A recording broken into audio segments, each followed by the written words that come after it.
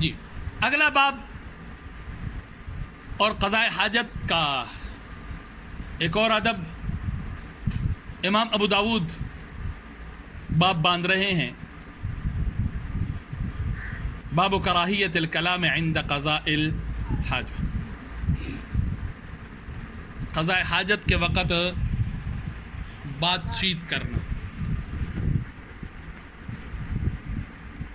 اس سے جو پچھلا باب تھا اس میں ایک لطیف ادب کا بیان ہوا، کشف عورت نہایت قبیح فعل ہے، موجب لعنت ہے، برا فعل ہے، بلا عذر اور مجبوری کا گناہ کبیرہ ہے، حیا کو پارا پارا کرنے والی چیز ہے۔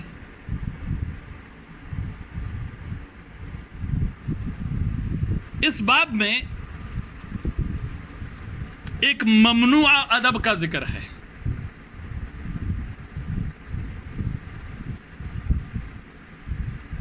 شریعت کا قاعدہ ہے، شریعت نے قلت کلام کو پسند کیا ہے، بلکہ بعض موقعوں پر عدم کلام کا حکم دیا ہے۔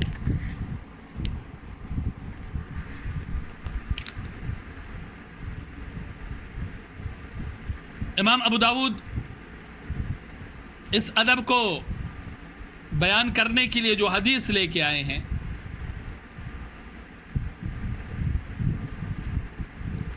قضاء حاجت کے وقت ایک دوسرے کے سطر کو دیکھنا اور قضاء حاجت کے وقت بات کرنا اللہ کو بہت ناپسند ہے، اللہ کے شدید غضب کا ذریعہ ہے۔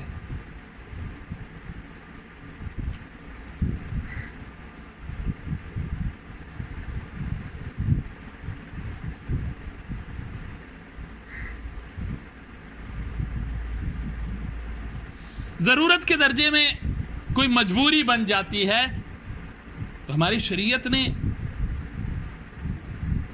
ہمیں پابند کیا ہے، بالکل بند نہیں کیا۔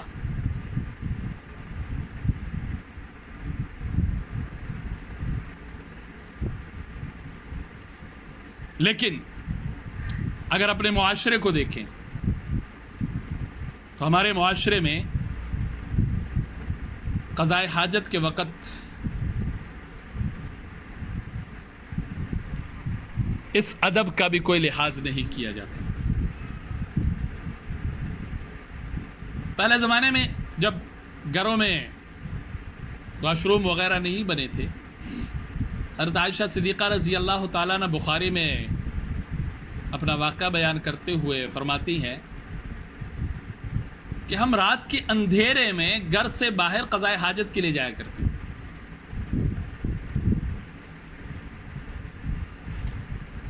تو بعد کے دور میں عام طور پر 2-3 عورتیں اکٹھی ہو گئی، قضاء حاجت کے لیے گئی، وہاں ایک دوسرے کے قریب بیٹھ کر قضاء حاجت بھی ہے اور ساتھ ساتھ باتیں بھی ہو رہی ہیں۔ اب جب سے گھروں میں اٹیچ باتھ اور باتھ روم وغیرہ کا رواج ہو گیا تو اب وہ بات تو نہیں رہی کہ کوئی اور آپ کے ساتھ اندر جائے اور آپ کے ساتھ باتیں کرے، کیونکہ جگہ جو ایک ہی کے لیے بنی ہوتی ہے۔ لیکن وہاں پر بھی ہمارے معاشرے میں، ہمارے عرف میں باتیں کرنے کا جو موقع ہے اور اس ادب کے جو خلاف ورزی ہے اس میں کسی طرح کی کوئی کمی نہیں آئی۔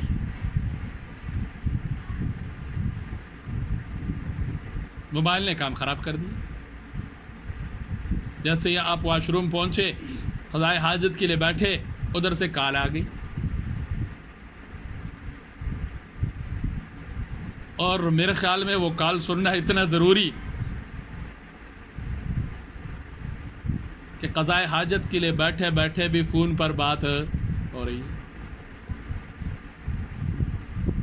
تو جو کراہیت کلام کا حکم ہے، جیسے آمنے سامنے بیٹھ کر بات کرنا ممنوع ہے، تو اسی طرح فون پر بات کرنا بھی اس ادب کے خلاف ہے، اور وہی گناہ ہے اور وہی بات ہے. اس لیے کوشش کرنی چاہیے کہ جیسے ہم تنہائی اختیار کر لیتے ہیں، تو جگہ ہی ایسی نہیں ہے جہاں جا کر بندہ مشورے کرنے شروع کر دے، جہاں جا کر بندے اپنے کسی کو فون کر کے اپنے دکھڑے سنانا شروع کر دے، جہاں جا کر بندہ اپنا ٹائم پاس کرنا شروع کر دے. اس لیے بچنے کی کوشش کرنی چاہیے، اور جو چھوٹے چھوٹے آداب ہیں ہماری شریعت کے، اگر ہم ان پر عمل پیرا ہوں گے تو اللہ بڑی باتوں پر عمل کرنے کی توفیق نصیب فرمائے.